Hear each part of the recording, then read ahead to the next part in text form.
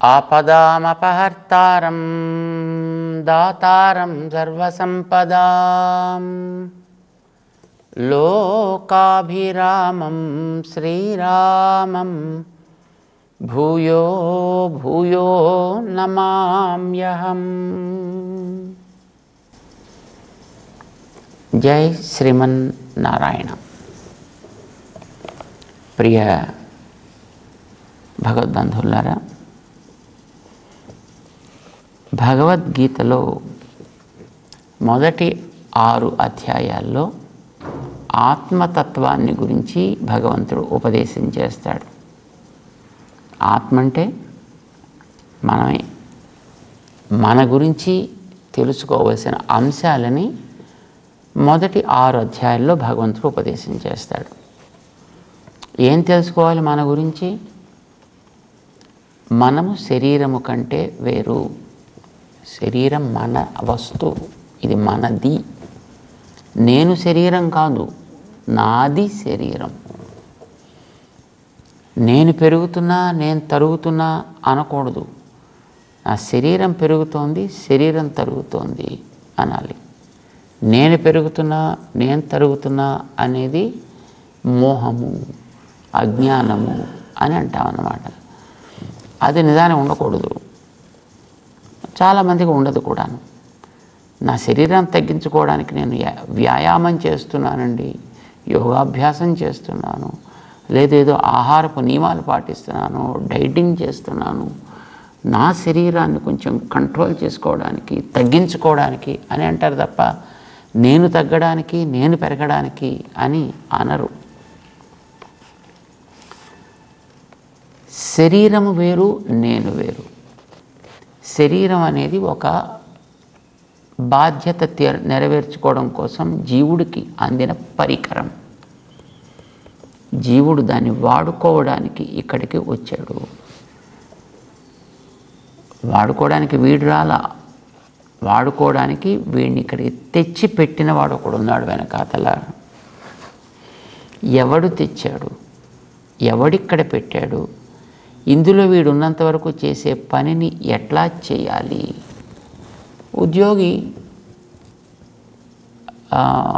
ఉద్యోగ ధర్మాన్ని బట్టి ఒక ఊరికి వెళ్ళినట్టే. ఒక ఊరికి వీడిని పంపిస్తాడు. ఒక పెద్ద వ్యాపారపు సంస్థ అయితే ఒక ఊళ్ళో ఒక క్వార్టర్లో ఒక సౌకర్యంతో వాడిని అక్కడ ఏర్పాటు చేస్తాడు. అవసరం ఉన్నంత వరకు వాడు అక్కడ ఉండాలి. ఆ పని పూర్తయితే వాడు అక్కడి నుంచి వచ్చేసేయాలి. కొన్ని చోట్ల మనం చూస్తుంటాం, ప్రాజెక్ట్స్ కడుతుంటారు, పెద్ద పెద్ద డ్యామ్స్ కన్స్ట్రక్ట్ చేస్తుంటారు. ఆ డ్యామ్స్ కన్స్ట్రక్ట్ చేయడానికి కొంతమంది ఆఫీసర్లు, ఇంజనీర్లు, సేవకులు అందరూ పెడతారు. అక్కడ కొన్ని క్వార్టర్స్ ఏర్పాటు చేసుకుంటారు. డ్యామ్ కొంతకాలం కడతారు, 5 ఏళ్ళు 10 ఏళ్ళు ఎంతో కొంతకాలం కడతారు. అక్కడ ఉండి ఉన్నంతకాలం దానికి కావాల్సినటువంటి అక్కడ వాళ్ళు పాఠశాలలు, హాస్పిటల్స్ ఇలాంటివన్నీ ఏర్పాటు చేసుకుంటారు. కానీ కొంతకాలం ఎంతసేపు 10 ఏళ్ళకి 15 ఏళ్ళకో ఆ ప్రాజెక్ట్ పూర్తయింది అనుకోండి, ఆ డ్యామ్ కన్స్ట్రక్షన్ పూర్తయింది. తర్వాత పని అయిపోయింది కనుక మళ్ళీ అక్కడి నుంచి వాళ్ళు వెనక్కి వెళ్ళిపోతారు. అయ్యో నేను ఇక్కడ ఇంత ఇల్లు కట్టుకున్నానే, నేను ఎలా వదిలి వెళ్ళిపోవడం, ఆ ఇంటిని మోసుకుపోవడం లేదు. మళ్ళీ తన ఎక్కడి నుంచి వచ్చాడో ఆ పనిని వదులుకుని నేను ఇక్కడే ఉండిపోతాను అని అనడు. ఎందుకంటే వీడికి ఒరిజినల్ సోర్స్ అది. వాడి పనుపుని వీడి ఇక్కడికి వచ్చాడు. అవగానే మళ్ళీ వీడు అక్కడికి పెడితేనే వీడికి వచ్చేటువంటి జీతం ఏదో వస్తుంది. ఇక్కడ కూర్చుంటే మళ్ళీ జీతం రాదు వీడికి. చేసిన పాపం పనంతా ఇక్కడ కూర్చునే చక్కగా నిర్మాణం చేశాడు, అంత బాగా చేశాడు. ఆ తర్వాత మళ్ళీ వీడు కూర్చుంటే దాన్ని వీడు చూసుకోవడం, వీడు దాన్ని చూసుకోవడం తప్ప వీడికి మళ్ళీ జీతం రాదు. మళ్ళీ నెల గడవాలంటే మళ్ళీ వీడిని ఎవడిక్కడికి పంపించాడో మళ్ళీ అక్కడికి వెళ్ళి వీడు రిపోర్ట్ ఇవ్వాల్సి వస్తుంది. అక్కడ మళ్ళీ వాడు ఎక్కడికి పంపిస్తే మళ్ళీ అక్కడికి వెళ్ళాల్సి వస్తుంది.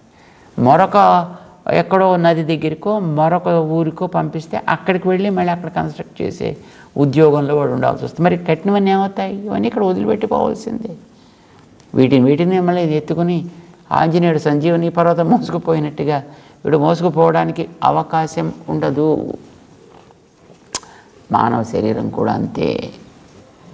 ఇక్కడ ఒక ఉద్యోగం చేయడం కోసమని, ఇక్కడ కొంతకాలం ఉండడం కోసమని పంపించాడు వెనక నుంచి ఎవడో ఒక మహానుభావుడు, మనకి తెలియదు వాడెవడో కనుక వాడికి దేవుడు అని పేరు పెట్టారు.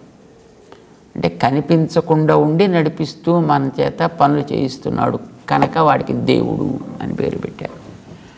మంచివాడు అయ్యి ఉంటాడు, ఎందుకంటే ఇవన్నీ చాలా మంచిగానే ఏర్పాటు చేశాడు కనుక వాడికి భగవంతుడు అని పేరు పెట్టారు.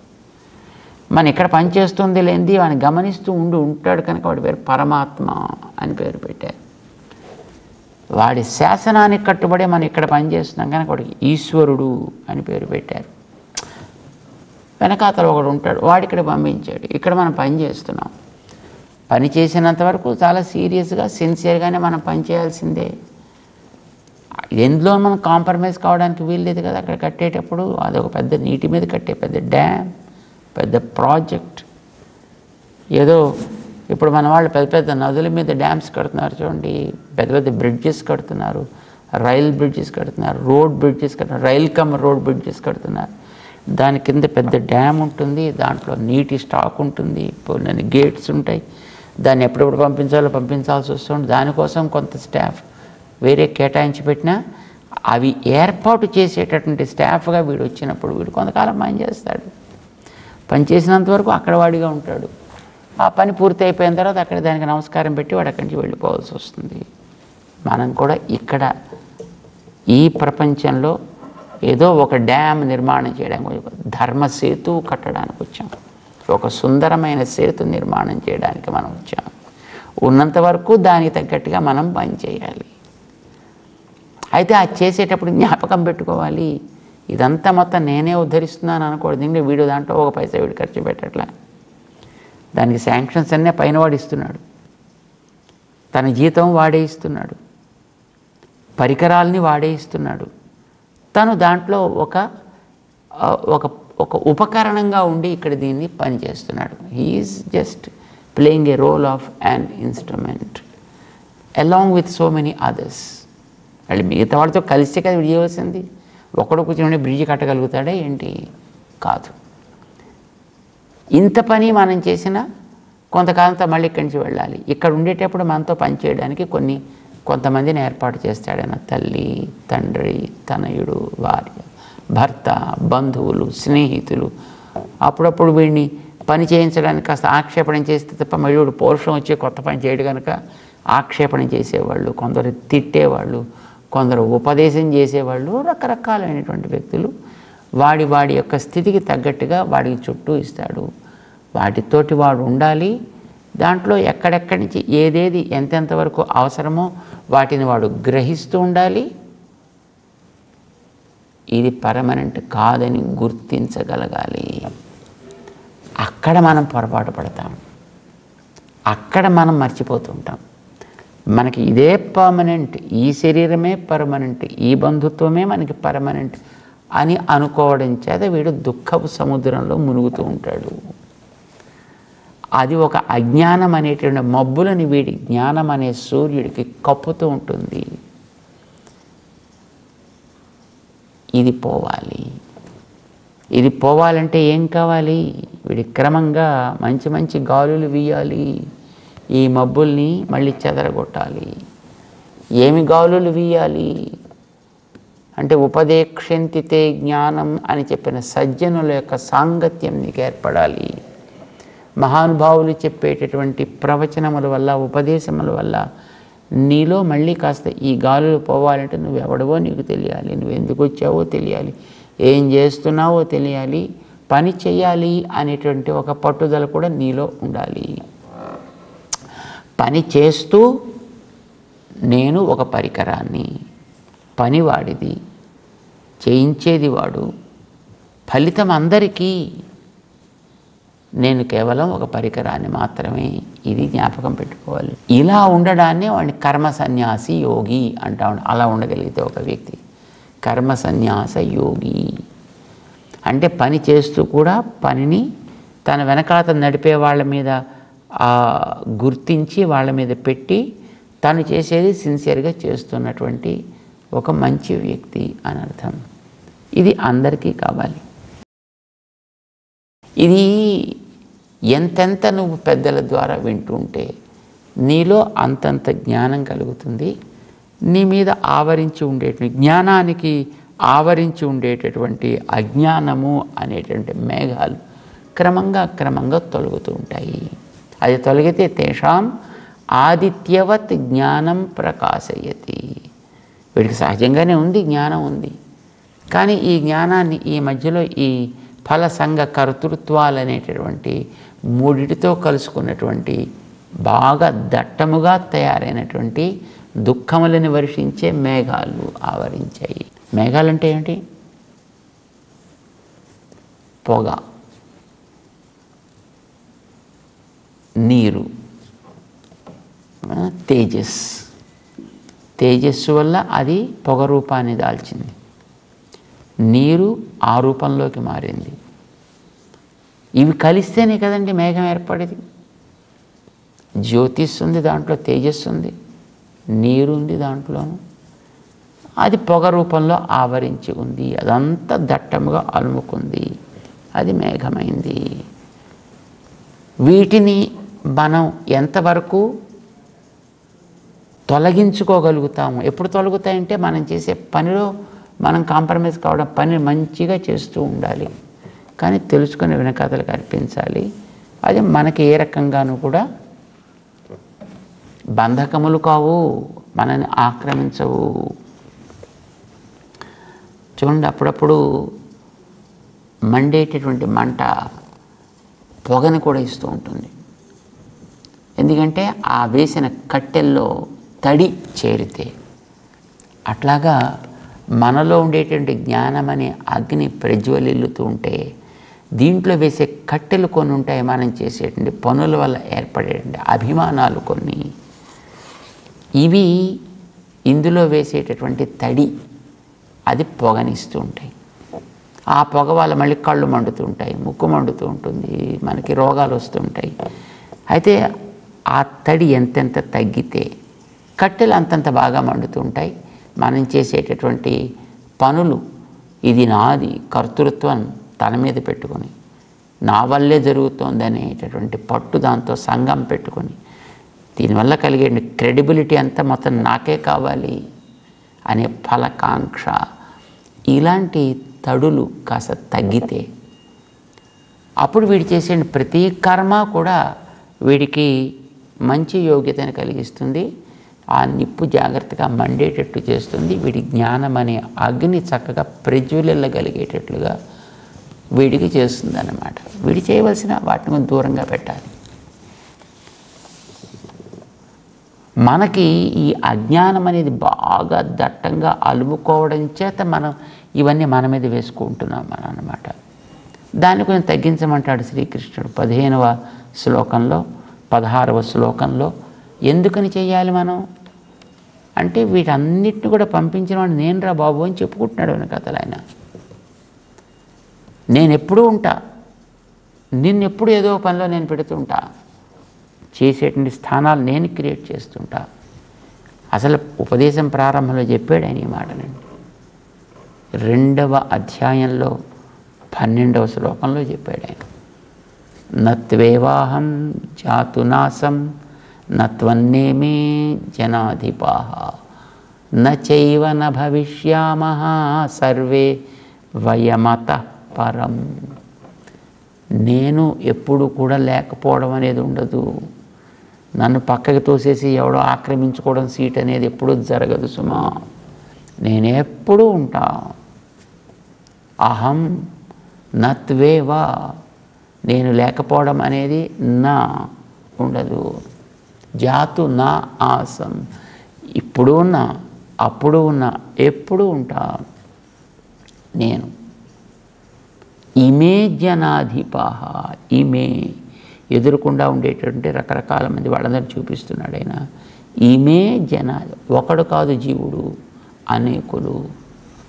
అంటే దేవుడు వేరు, జీవులు వేరు. దేవుడు ఏకజీవవాదం కాదు, జీవులలో కూడా బహుత్వం ఉన్నది, అనేక మంది.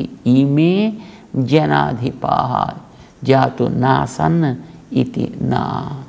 లేకపోవడం అనేటటువంటిది లేనే లేదు. అంటే వాళ్ళు ఇదివరకు ఉన్నారు, ఇప్పుడు ఉన్నారు, అప్పుడు ఉంటారు, ఎప్పుడూ వాళ్ళు ఉంటారు. త్వం నాసి ఇతి అపి నా, నువ్వు కూడా లేకపోవడం అనేది లేదు, ఎప్పుడు ఉంటావు. గతంలో, ఇప్పుడు, అప్పుడు. ఏం చేశాడైనా? తన నుంచి జీవుల్ని వేరు చేశారు. జీవులలో నువ్వు వీళ్ళు అని విడదీశారంటే జీవులలో పరస్పరము వైవిధ్యమున వివిధత అనేది ఉన్నది. తనకి జీవులకి వివిధత అనేది ఉన్న తేడా అనేది ఉన్నది. అంచేత ఒక్కడే జీవుడు, మిగతాదంతా మాయా, తప్పు. ఒక్కడే జీవుడు, మిగతాదంతా కూడా మాయా, తప్పు. దేవుడు ఉంటాడు, జీవుడు ఉంటాడు. జీవులలో కూడా అసంఖ్యాకమైనటువంటి జీవవర్గం ఉంటుంది. ఆ జీవులకి జనాధిపాహ అని ఒక అందమైన పదం ప్రయోగించాడు దాంట్లో. అంటే కొందరు జన అధిపులు, కొందరు పాల్యులైనటువంటి జనులు. పాలకులు కొందరు, పాల్యులు కొందరు. నడిపించేవారు కొందరు, నడిచేవారు కొందరు ఉంటారు. అంటే వాళ్ళకి కొన్ని విధులు ఉంటాయి, కొన్ని కర్తవ్యాలు ఉంటాయి. కర్తవ్యాన్ని వాడు పాలించాలి.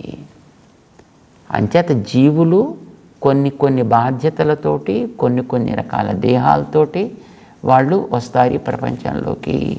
దానికే వాడిని పేరు పెట్టాడు 4వ అధ్యాయంలోకి వెళ్ళిన తర్వాత. చాతుర్వర్ణ్యం అని పేరు పెట్టండి ఆయన.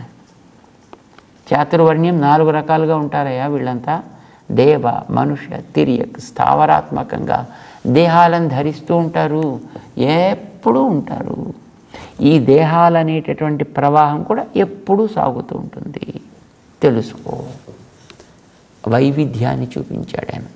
బయోడైవర్సిటీ అంటే ఎన్ని రకాలు ఉంటారో ఈ ప్రపంచంలో మొత్తం అదంతా చూపించాడండి. ఇవంతా ఎప్పుడూ ఉంటుంది, కానీ ఎప్పుడూ ఉంటుంది కానీ స్వతంత్రంగా ఉండదు.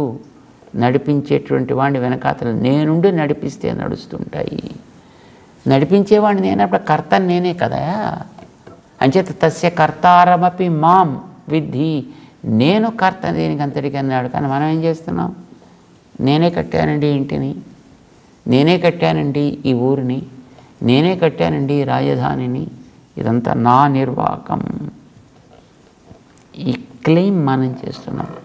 10 మంది కోసం కావాలంటే చేసుకో, నో ప్రాబ్లం. కానీ నువ్వెవడవో తెలుసుకుని చేయవయా, చేయించేవాడు ఎవడో తెలుసుకుని చేయవయా. వెనకాతలుండి చేయించేవాడు ఆయన కదా. చేయించేవాడు కర్త నేనని ఆయన డిక్లేర్ చేసుకుంటుంటే మళ్ళీ నేను కర్తనే నువ్వంటావు. నువ్వో కర్త, ఆయనో కర్త, 2 కర్తలు ఉంటారా? ఒక వరలో 2 కత్తులు దూరుతాయా? నో. కర్త వాడే, నువ్వు దాసుడివే. నీకు ఒక బాధ్యతనిచ్చాడు, ఇక్కడ పెట్టాడు. నిన్నొక్కడనే పెట్టలే, ఇలాంటి వాళ్ళ జీవులందరినీ పెట్టాడు ఆయన. ఈమె అని మొత్తం అన్ని వర్గాల్ని చూపించాడండి ఆయన. వాళ్ళ బాధ్యతలను కూడా చూపించాడు. బాధ్యత మారడానికి వీల్లేదయ్యా, యుద్ధస్వ, యుద్ధం చేయడం నీ బాధ్యత అయితే చేయి యుద్ధాన్ని జాగ్రత్తగాను అన్నాడు ఆయన. కర్తవ్య పరిపాలన చెయ్యమని ప్రోత్సహించాడు ఆయన. ఇది తెలుసుకోమన్నాడు ఆయన. ఇది జ్ఞానం కావాలి నీకు. చేత చేయించేవాడిని నేను, నా వల్ల నువ్వు చేస్తున్నావు, ఫలితాన్ని నా మీద పెట్టు. నీకు అది బాధకం కాకుండా, బంధకం కాకుండా చూసుకునేవాడిని నేను ఉన్నాను కదా, నువ్వెందుకయ్యా మళ్ళీ బాధపడతావు? ఇది తెలుసుకున్న వాళ్ళు బాగుపడ్డారు, తెలుసుకుంటే నువ్వు కూడా బాగుపడతావు. ఇది చెప్పాడు. అదే 4వ అధ్యాయంలో చెప్పాడు ఆయన. వీత రాగ భయ క్రోధా మన్మయ మాముపాసితా బహవః. ఒకళ్ళు కాదు, బహవః. ఎవరైతే ఈ చేసేటటువంటి పనుల మీద రాగద్వేషాలు పెంచుకోకుండా, అహంకారాదులు లేకుండా, నేనేదో ఎవడికో చేస్తున్నాను, నా మీద ఎవడో ఏదో ప్రయోగాలు ఎంత భయం అండి లోకాల్లో కొంతమందికి. ఎవడో నాకేదో చేసేస్తున్నాడు, నన్నేదో అయిపోతున్నా, నేనేదో అయిపోతున్నా. నో. వీత రాగ భయ క్రోధ. కనుక వాడినేదో చెయ్యాలి, వీడినేదో, కక్షలో కావేశాలు మానేసి నీకు చేయవలసిన పని నువ్వు చేస్తూ పో. యుద్ధమైనా అంతే. కక్షతోటి వాళ్ళను నువ్వు బాణాలు వేసి నువ్వు నీ యుద్ధాన్ని చేయటం లేదు. బాధ్యతగా నీ కర్తవ్యాన్ని నెరవేరుస్తున్నావు, చేయి యుద్ధాన్ని. ఇలా ఎవరైతే చేస్తారో జ్ఞాన తపసా పూతాహ, వాళ్ళు చేసేది పెద్ద తపస్సు. అది జ్ఞానం అనే తపస్సు చేత వాళ్ళంతా పూతాహ పవిత్రులు అవుతారు. నడిపించేవాడిని నేను కదా. మద్భావమాగతాహ, నేను పని చేస్తున్నా ఎట్లా దానికి అంటుకోవటం లేదో నువ్వు అట్లా పని చేసినా దానికి అంటకుండా ఉండగలుగుతావు. మద్భావమాగతాహ, నా సమాన ప్రతిపత్తిని వాళ్ళు కూడా పొందుతారు సుమా. ఇది ఇప్పుడు 4వ అధ్యాయంలో చెప్పేయండి ఆయన. కానీ దాని మీద మనకి విశ్వాసం కలగడం చాలా కష్టం. కానీ ఎవరికైతే కలుగుతుందో, ఈ జ్ఞానం ఎవరికైతే ఏర్పడుతుందో వాడికి ఈ జ్ఞానం అనేది ఆదిత్యవత్ ప్రకాశయతి. వాడికి ఏర్పడేటువంటి తానే సర్వము అనుకునేటటువంటి అహంకారాల మబ్బులని పక్కకి తొలగించి వాడి యొక్క జ్ఞానం హాయిగా సూర్యుడు కాంతినిస్తూ ప్రకాశించినట్లుగా ప్రకాశించేటట్టు చేస్తుంది. అలా జ్ఞానం ఎంత ప్రకాశిస్తున్నా వీడు ఎక్కడున్నా వీడికి బంధకం కాకుండా ఉండేటట్టు చేస్తుంది. ఇది శ్రీకృష్ణుడు ఉపదేశం చేస్తున్నాడు. జ్ఞానం ప్రకాశిస్తే ఏమవుతుందండి? ఆశ్చర్యవత్ పశ్యతి కశ్చిదేనం అన్నట్టుగా అప్పుడు వీడిని చూస్తే ప్రతివాడికి ఆనందం వేస్తుంది, అపురూపంగా అనిపిస్తుంది. కొత్త వస్తువుని చూస్తే ఎట్లా ఉంటుందో అట్లా అనిపిస్తుంది. ఆశ్చర్యవత్ పశ్యతి కశ్చిదేనం ఆశ్చర్యవత్ వదతి తథైవ చాన్యః ఆశ్చర్యవత్ చైనం అన్యత్ శృణోతి అన్నట్టుగా వీడి గురించి ఎంతెంత తెలిస్తే అంతంత ఆనందం, ఎంతెంత చెబితే అంతంత ఆనందం, ఎంతెంత గమనిస్తే అంతంత ఆనందం. ఇలాంటి స్థితి ఏర్పడుతుంది. ఇది మనిషికి తెలియాల్సినటువంటిది. మోక్ష దశని పొందేటటువంటి వాడికి ఇలాంటి జ్ఞానం కావాలి. మోక్షం పొందాలంటే చనిపోవడానికి కోసం కాదండి, కర్మబంధాల నుంచి బయటపడాలి అని అనుకునే ప్రతివాడికి కూడా ఈ జ్ఞానము చాలా అవసరము. ఇది ప్రకాశించాలి, ఇది కావాలందరికీ. ఇప్పుడు అది అణిచి ఇప్పుడేం కనిపించకుండా ఉంది. కర్మ ఆచరించాలి, పని చెయ్యాలి.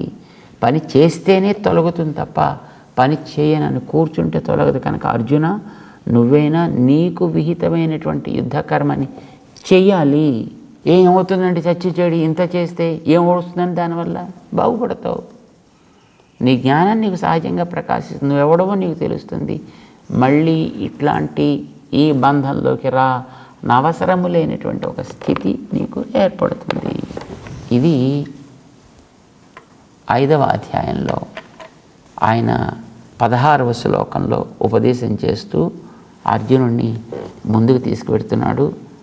మంచిని మనం వినాలి, విన్నదాన్ని అర్థం చేసుకోవాలి, అర్థం చేసుకున్న దాన్ని మనసులో నిలుపుకోవాలి, నిలుపుకున్న దాన్ని మనం చేసే ప్రతి పని వెనక సమన్వయం చేసుకోవాలి. మనం చేసే ప్రతి యాక్టివిటీ, ప్రతి కర్మాచరణకి కూడా ఈ వాస్తవాన్ని వెనకాల జోడిస్తూ మనం పని చేసుకోవాలి. అది మనకి శుభం, మన తోటి సమాజానికి శుభం, మనని సుఖపరుస్తుంది, మిగతా వాళ్ళని సుఖంగా బతకనిచ్చేట్టు చేస్తుంది. అది ఆ జ్ఞానం మనందరికీ కావాలి, భగవంతుడు ఇవ్వాలి అని ప్రార్థన చేద్దాం, ముందుకు సాగుదాం. 5వ అధ్యాయంలో 17వ శ్లోకం వైపు అర్జునుడిని తీసుకెడుతున్నాడు శ్రీకృష్ణ భగవానుడు. జై శ్రీమన్నారాయణ.